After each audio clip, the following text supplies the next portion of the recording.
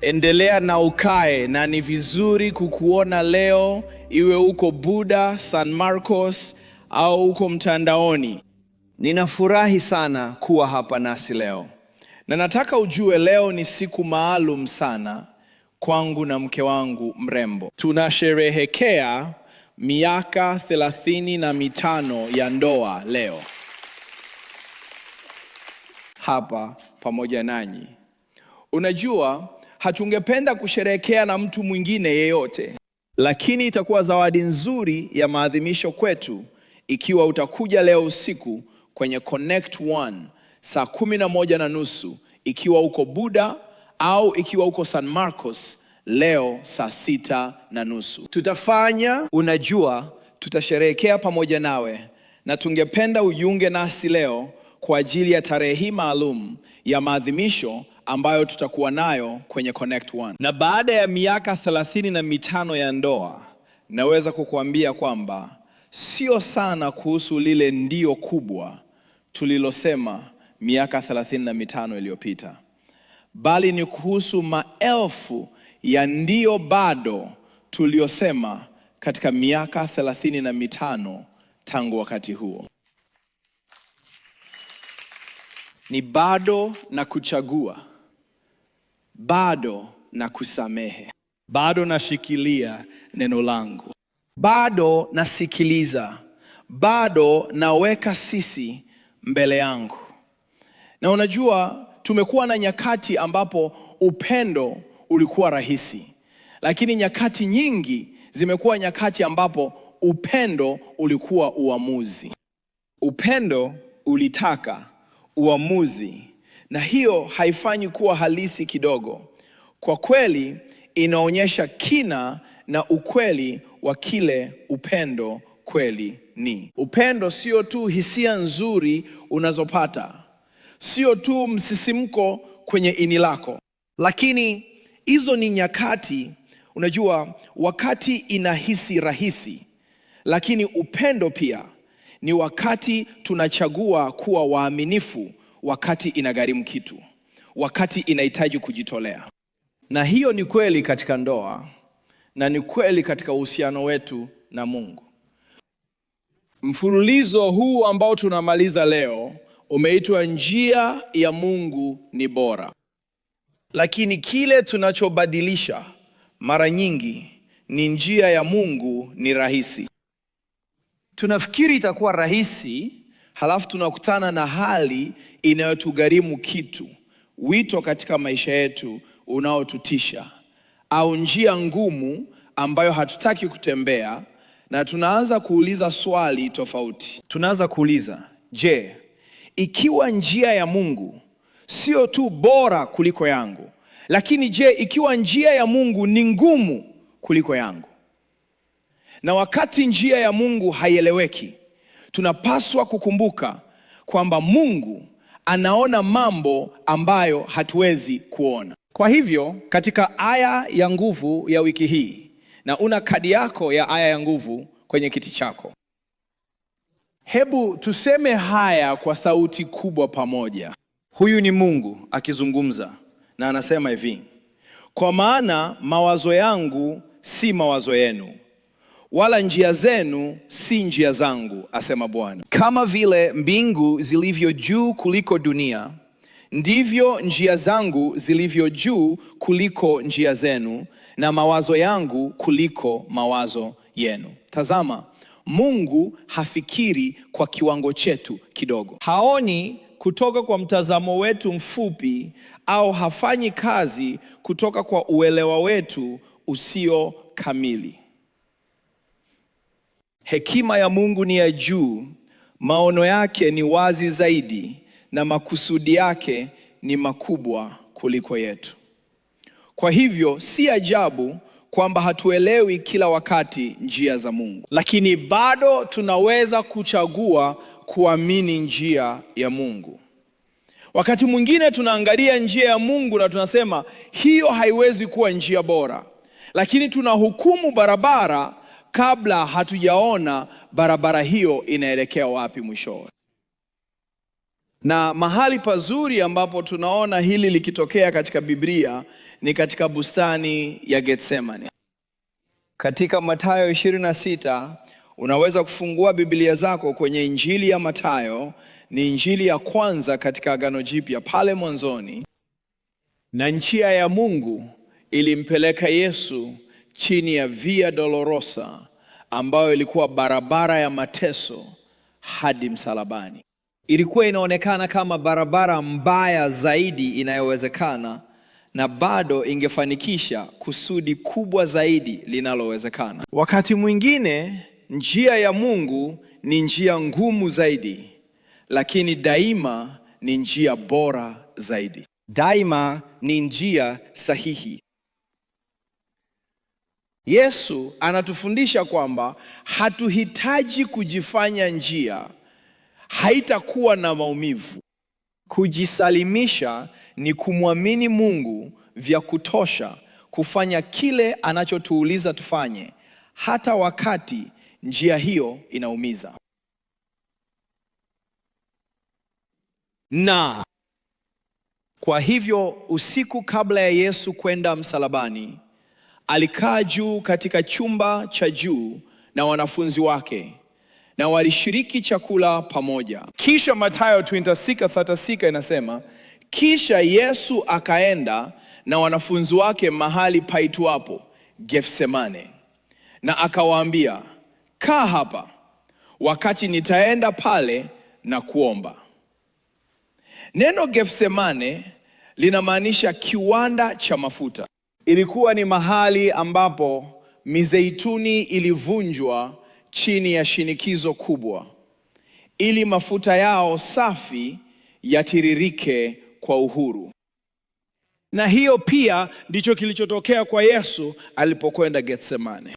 Alikuwa chini ya shinikizo kubwa la kihisia na kiroho, kiasi kwamba Biblia inasema kwamba alitoka jasho la matone ya damu, ambayo ni hali halisi ya matibabu inayoitwa hematidrosis, na inatokea wakati uko chini ya shinikizo kubwa au msongo wa mawazo mara kwa mara wakati mwingine. Lakini fikiria tu kile Yesu atapitia katika masaa machache yajayo. Yuda atamsaliti, wanafunzi watamwacha, Petro atamkana, viongozi wa kidini watamhukumu, askari wa Kirumi watamtesa, atapigiliwa misumari msalabani. Lakini zaidi ya hayo yote, Yesu alikuwa amebeba uzito kamili wa hukumu kwa ajili ya dhambi zote kutoka kwa watu wote, kutoka kote ulimwenguni kwa wakati wote. Na Yesu anajua hili. Msalaba haukumshangaza Yesu. Yesu alielekea kwa makusudi upande huo. Alitembea kuelekea msalabani. Na kwa hivyo katika kifungu hiki tunapata hatua 4 za kujisalimisha kwa njia bora ya Mungu. Na ya kwanza ni unaweza kufuata pamoja na pointi zako za kuunganisha kwenye programu yako ya Connection Church. Ya kwanza ni shinikizo. Kujisalimisha kuna kabili shinikizo kwa uaminifu. Tunapaswa kuwa wa kweli kuhusu jinsi tunavyohisi. Tazama kile Yesu alifanya alipokwenda bustanini na kwa nini. Katika Mathayo 26:7. Inasema, Yesu akamchukua Petro na wana wawili wa Zebedayo pamoja naye, na akaanza kuhuzunika na kusumbuka. Kisha akawaambia, nafsi yangu imejaa huzuni hadi kufa. Kaa hapa na uangalie pamoja nami. Yesu anakuwa mkweli sana kuhusu maumivu na shinikizo anallohisi. Unajua, moja ya misemo ya mchungaji Cole ni yote ni sawa. Yote ni sawa. Napenda kuwa na mtazamo chanya, unajua. Na kwa hivyo mimi naelewa hilo. Lakini wakati mwingine kweli maisha sio kila wakati sawa. Yesu hasemi kila kitu kiko sawa. hafanyi mambo yawe ya kiroho kupita kiasi. Ninafikiria meme hiyo na mbwa na moto nyuma yake. Kila kitu kiko sawa. Sio sawa, sawa? Yesu haongezi mambo ya kiroho kupita kiasi. Yeye ni mkweli. Na anawaambia marafiki zake wa karibu, nafsi yangu imelemewa. Chochote unachopitia, usipitie peke yako. Ndiyo maana tuna vikundi vya kuunganishwa ili uwe na watu katika maisha yako ambao unaweza kuwa mkweli nao. Na kwa sababu tu una imani, haimaanishi kwamba unakataa jinsi unavyohisi. Huna haja ya kujifanya ili kuwa na imani. Habari mpya wa Kristo. Wakati mtu mwingine huhisi hofu. Wakati mwingine tunahisi kuvunjika moyo. Wakati mwingine tunahisi kukatishwa tamaa na hata kulemewa. Na bado Yesu hakutenda dhambi, lakini alikuwa akihisi huzuni kubwa. Waebrania 4:15 inatuambia, kwa maana hatuna kuhani mkuu asiyeweza kuhurumia udhaifu wetu, bali tuna mmoja ambaye alijaribiwa kwa kila njia kama sisi, lakini hakutenda dhambi. Yesu hajui tu jinsi unavyohisi. Yesu alihisi hisia hizo hizo. Na hisia zetu ni zawadi kutoka kwa Mungu. Kwa hiyo kuhisi shinikizo haimaanishi kwamba kwa namna fulani umemkosea Mungu. Swali si kama unahisi shinikizo au la. Swali ni unafanya nini na shinikizo hilo? Unalichukua wapi shinikizo hilo? Yesu alichukua huzuni yake mbele ya Baba yake. Na kuna tofauti kati ya uaminifu na kutotii. Unaweza kusema hivi. Unaweza kusema, Baba, hii inauma. Baba, sielewi. Baba, sikuchagua hili. Baba, sijui kama naweza kweli kuvumilia hili. Na huna haja ya kukataa hisia zako au mashaka yako, na hakika hutaki kumdanganya Mungu, kwa sababu Mungu tayari anajua unachofikiria. Anajua jinsi unavyohisi. Anajua kinachoendelea moyoni mwako, na anakualika kuleta moyo wako wote kwake. Ni wangapi wenu mmewahi kuwa na hilo? Unaendesha gari, unawasha gari lako, unajua unaangalia na kuona taa ya onyo kwenye dashboard yako.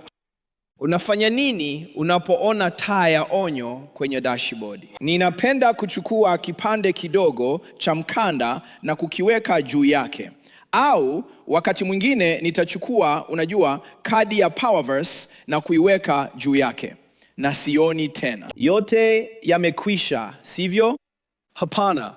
Hapana. Haibadilishi chochote. Taipo kwa sababu kuna kitu hakiko sawa. Lakini ni wangapi wetu tunaweka kipande cha mkanda juu ya taa ya onyo ya nafsi yetu? Tunapaka tabasamu na tunasema niko sawa, wakati tumelemewa kweli. Sikiliza, tuko wagonjwa tu kama siri zetu, na Yesu anatufundisha njia bora. Anatambua jinsi anavyohisi na analeta kwa Baba. Je, kuna shinikizo katika maisha yako unalokabiliana nalo sasa, ambalo umekuwa ukilikataa, ambalo umekuwa ukijaribu kulificha? Labda unahisi huzuni au hofu au jaribu au uchovu. Unapitia tatizo la kifamilia au uamuzi fulani ambao hutaki kufanya. Leta maumivu yako na leta moyo wako kwa Baba. Kujisalimisha kuna koma tunapotoka mafichoni. Huwezi kujisalimisha kile ambacho hutakubali. Na Yesu anakabiliana na shinikizo hili kwa uaminifu, lakini haliachi shinikizo kumdhibiti. Yeye anasonga kutoka maumivu ya kweli hadi sala ya unyenyekevu. Na mkao ni kujisalimisha. Kujisalimisha kwa unyenyekevu kunapiga magoti mbele ya Baba. Katika Mathayo 26 verse 39 inasema, akaenda mbele kidogo, akaanguka kifudifudi na akaomba, Baba yangu, ikiwa inawezekana, kikombe hiki kiniondokee. Anamwita Mungu Baba yangu. Na hata kupitia maumivu, Yesu hakuwahi kuachilia moyo wa Baba yake. Anachopitia ndiyo ni kibaya, lakini bado anaweza kumwamini Baba yake kabisa. Kisha angalia mkao wa Yesu. Inasema kwamba alianguka kifudifudi. Yesu ni Mungu kamili na ni mwanadamu kamili. Na katika ubinadamu wake anaanguka mbele ya Baba kwa unyenyekevu wa kutegemea Mungu. Imani haimaanishi kwamba mambo yatatokea kila mara kama tunavyotaka yatokee. Imani ni kujiamini kwa Mungu hata wakati hayafanyiki. Na Yesu anamwomba Baba yake, anaomba niondolee kikombe hiki. Kikombe gani anachozungumzia? Naam, katika Agano la Kale lote, kikombe ni picha ya hukumu ya Mungu dhidi ya dhambi. Na Yesu hajisikii tu shinikizo la maumivu ya kimwili ambayo atakabiliana nayo. Anajiandaa kubeba hukumu ya dhambi yako na ya dhambi yangu. Katika pili wa Korintho 5 verse 20 inasema, Mungu alimfanya yeye asiye na dhambi kuwa dhambi kwa ajili yetu, ili ndani yake tupate kuwa haki ya Mungu. Ilikuwa ni kubadilishana kwa dhambi yangu kwa haki yake. Fikiria juu yake. Mtu pekee ambaye hakutenda dhambi alifanyika dhambi na alichukua dhambi kwa ajili yetu. Dhambi ni uasi wetu dhidi ya Mungu na inatukatisha kutoka kwa Mungu. Mungu ana mwitikio mtakatifu wa mzio kwa dhambi. Na Yesu ambaye hadi sasa amekuwa na uhusiano kamili na mkamilifu na Mungu. Hivi ndivyo tunavyosoma katika Mathayo 27:36 wakati Yesu yuko msalabani. Karibu saa 9 alasiri. Hii ni Mathayo 27:46. Karibu saa 9 alasiri, Yesu akalia kwa sauti kuu, Eli, Eli, lema sabachthani, ambayo ina maana, Mungu wangu, Mungu wangu, mbona umeniacha? Yesu alijua kabisa gharama ya misheni yake. Kwa hiyo Yesu kwa uaminifu alimuuliza Mungu kama kuna njia nyingine yoyote ambayo angeweza kutimiza kusudi lake la kuokoa ulimwengu. Ingawa alijua kwamba hii ilikuwa njia pekee, bado alikuwa akiuliza. Hakuwa akidai njia tofauti. Yeye anabaki kujisalimisha kwa unyenyekevu kwa Mungu. Na unaweza kuomba sala ya ujasiri, kumwomba Mungu kufanya kazi bila kudai kwamba Mungu afanye kwa njia yako. Kama vile mtoto anayeshika mkono wa baba yake akipita kwenye chumba chenye giza, mtoto huyo anaweza asijue kwa nini anapaswa kupita kwenye chumba chenye giza, lakini kuna amani na kuna ujasiri ndani yake kwa sababu anajua anashika mkono wa baba yake. Na unapopita mahali pa giza, mkono wa Mungu upo kwa ajili yako kushikilia. Na unapopita msimu huo mgumu, anza kwa kujua kile Yesu alijua, Baba yangu, Baba yangu. Huenda usielewe kwa nini, lakini unaweza kushikilia mkono wa baba yako kupitia hayo. Usijaribu kuelewa tabia ya Mungu kupitia maumivu unayopitia. Badala yake, anza kuelewa maumivu unayopitia kupitia tabia ya Mungu iliyothibitishwa. Kujisalimisha hakuhitaji sisi kuelewa kikamilifu. Inahitaji kujiamini kwa Baba. Na Yesu anaomba kwa uaminifu na unyenyekevu. Kisha anasema baadhi ya maneno yenye nguvu zaidi ambayo yamewahi kusemwa. Hii ni katika upendeleo. Tunajisalimisha, na kujisalimisha kunaweka mapenzi ya Mungu juu ya upendeleo wangu binafsi. Sote tuna mapendeleo na njia tunazotaka mambo yafanyike katika maisha yetu, lakini hatua ya mabadiliko ya Getsemane ni pale ambapo katika kile Yesu anasema mwishoni mwa Mathayo 26:5-9, anasema, lakini si kama ninavyotaka, bali kama unavyotaka. Kile Yesu anachotaka ni hiki: acha kikombe hiki kiniepuke, lakini kipaumbele chake ni mapenzi yako yatimizwe. Ndiyo, bado utataka mambo yatokee kwa njia rahisi, lakini unapojisalimisha unafanya uamuzi kwamba mapenzi ya Mungu na njia yake ni muhimu zaidi kuliko mapendeleo yako binafsi. Tunataka Yesu aboreshe mipango yetu, lakini Yesu anatuita tusalimishe mipango yetu, kuiweka chini miguuni pake. Tunaomba Mungu, hapa ndipo ninapotaka. Bariki jambo hili. Mungu, haya ndiyo matamanio yangu. Kubali matamanio yangu. Ondoa chochote kisichofurahisha kutoka katika maisha yangu.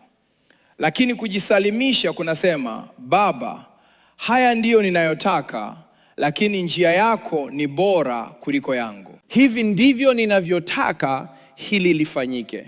Na unaweza kuomba hivyo. Unajua, mwambie unachotaka, lakini nitakuamini njia yako kuliko yangu. Huwezi kutunga kusudi la maisha yako mwenyewe. Unagundua kusudi la maisha yako kwa kufanya kile Mungu anakuambia ufanye. Miaka 35 iliyopita, Pam na mimi tulisimama mbele ya Mungu na tukafanya agano pamoja. Tulisema ndio, lakini ukweli wa agano hilo umeishiwa kupitia maelfu ya maamuzi makubwa na madogo ambayo tumefanya kwa miaka mingi. Ndoa haikui kwa sababu watu wawili kila mara wanataka vitu sawa kwa wakati mmoja. Inakuwa wakati wenzi wote wawili wanapoweka chini matamanio yao ya ubinafsi tena na tena kwa ajili ya agano na kwa ajili ya mwenzi wao.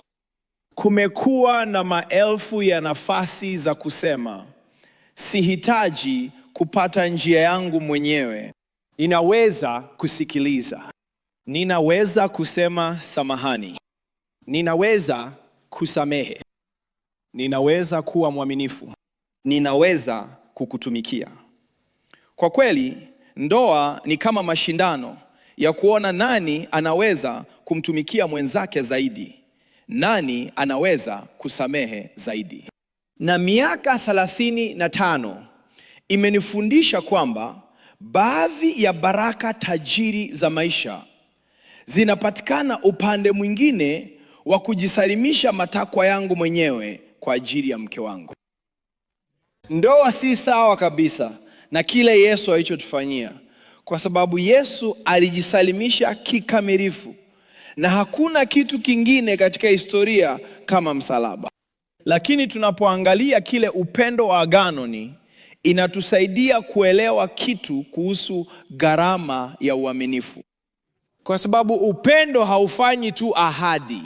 Upendo unasonga mbele kuelekea kutimiza ahadi hizo.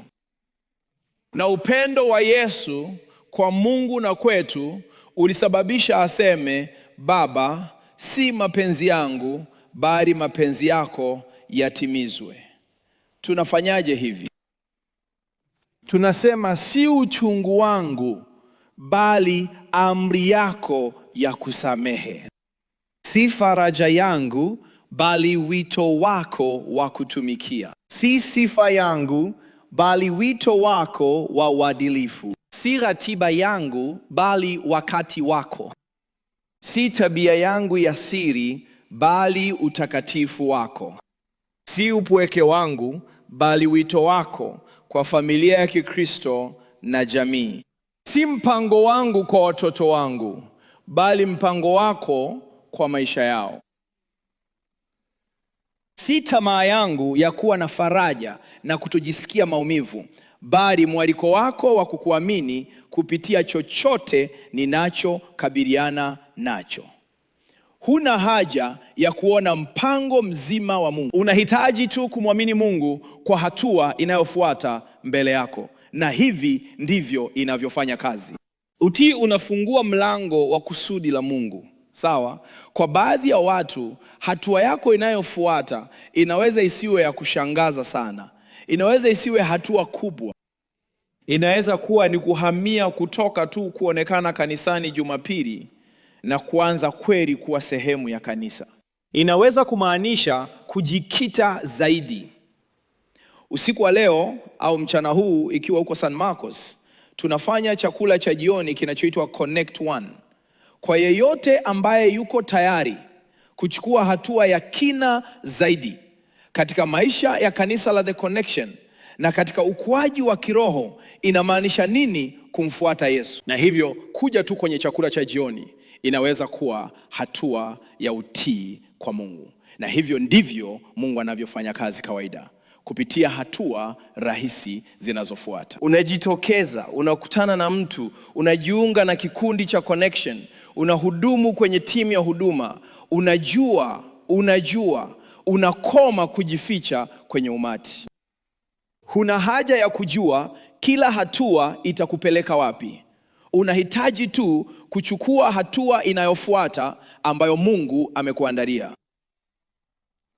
Na unaweza kugundua kwamba mahusiano na fursa na uponyaji na kusudi ambalo umekuwa ukiomba linangoja tu upande mwingine wa hatua hiyo inayofuata. Hiyo ndio inayofuata. Yesu alitembea njia ya kujisalimisha. Na hivyo hatua ya 4 ni kuendelea. Kujisalimisha kunasonga mbele kwa utii wenye ujasiri. Yesu anaomba mara 3. Kila wakati anapoomba, anajisalimisha kwa Baba. Na wakati Yesu anaomba, wanafunzi wake wamelala. Katika Mathayo 26:45 inasema, kisha akarudi kwa wanafunzi na akawaambia, je, bado mnalala na kupumzika? Tazama, saa imefika na Mwana wa Adamu anatiwa mikononi mwa wenye dhambi. Inuka, twende, huyu hapa msaliti wangu. Yesu anasema, jamani, amkeni, twende. Hangoji kusudi lake limjie kwa Yuda kuja na kumsaliti na kumtafuta. Anainuka na anatembea kuelekea kusudi lake.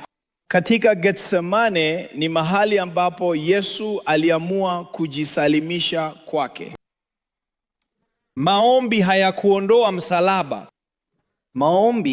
Maombi yalimwandaa kwa kile msalaba ulikuwa unamletea. Na wakati mwingine tunatumia maombi kuahirisha kile tunachojua tayari Mungu anataka tufanye. Tunasema, naam, najua Mungu anataka nisamehe mtu huyo, lakini ninaomba kuhusu hilo.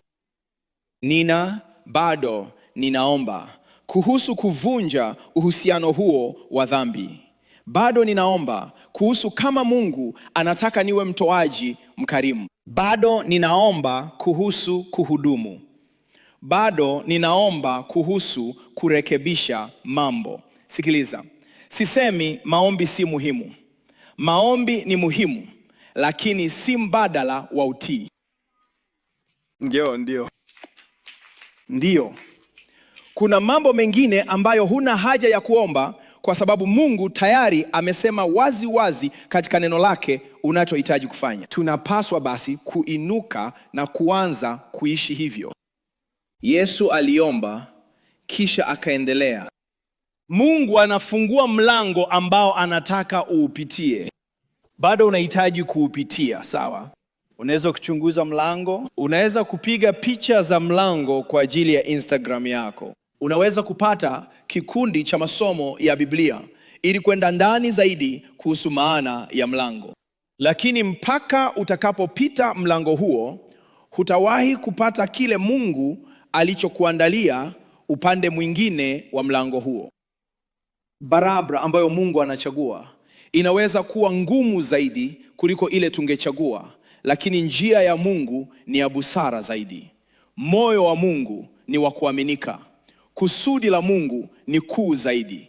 Na kwa sababu njia za Mungu ni za juu, utii hufungua mlango kwa kusudi la Mungu. Kwa hivyo kuna maswali matatu ya msingi ambayo tunapaswa kuuliza leo. Na moja ni nini ambacho Mungu tayari amefanya wazi kwamba anataka nifanye?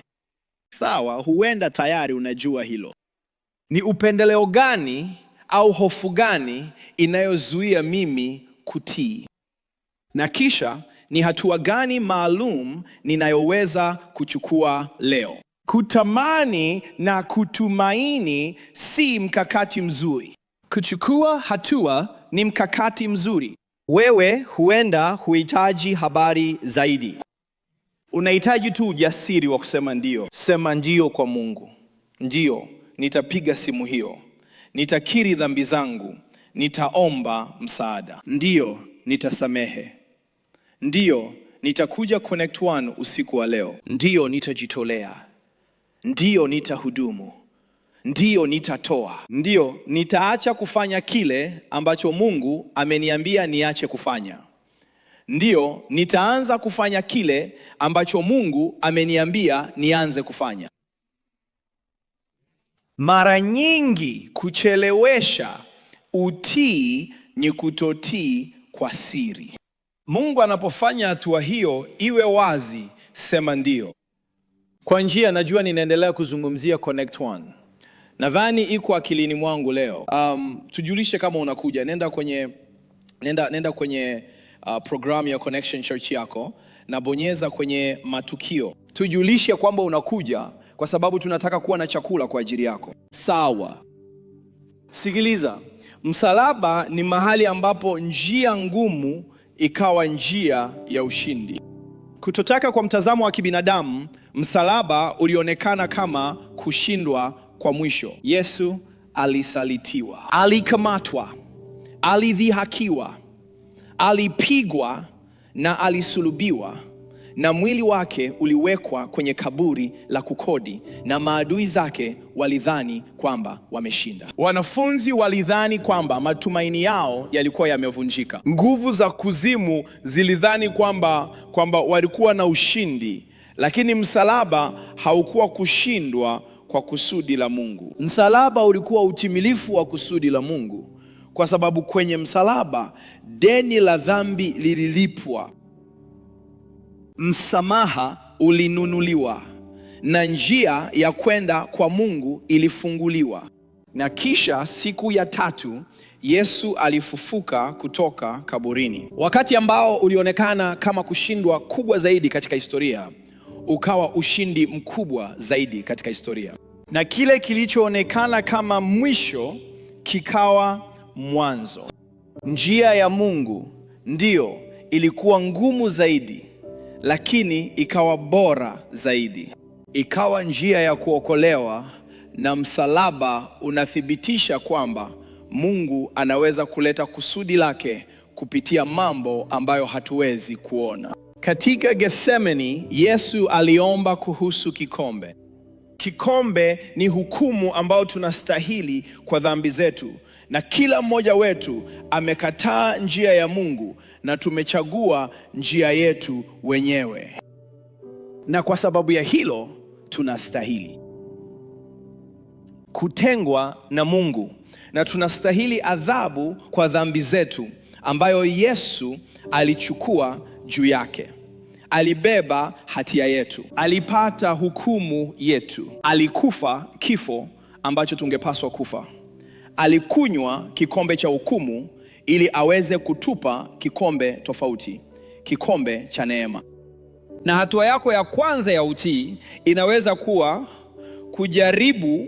kuacha kujaribu kujiokoa na kuanza kumwamini Yesu kufanya wokovu, kwamba anataka kukuokoa. Anataka kubadilisha maisha yako wakati utageuka kutoka kwa maisha yako ya zamani na utamgeukia yeye kwa maisha mapya kabisa. Pokea msamaha wake na uweke maisha yako kwake. Tuseme ndio kwake leo.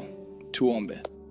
Yesu mpendwa, tunakushukuru mahali hapa, si kwa sababu njia ni rahisi, lakini kwa sababu uko nasi njia yote, kwa sababu njia yako ni bora. Na Mungu, kwa hivyo tunachagua njia yako leo, na chochote tunachokabiliana nacho, na tunasema ndio kwako. Kusema ndio kwako ni ndio bora zaidi ambayo tunaweza kusema, kwa sababu tunajua inatupeleka kwenye uzima na inatupeleka karibu nawe. Na baadhi katika chumba hiki unaweza kusema nahitaji Yesu. Baadhi wanaosikiliza wanaweza kusema nimechoka kuishi maisha yangu mbali na Mungu. Leo ninakugeukia wewe Yesu.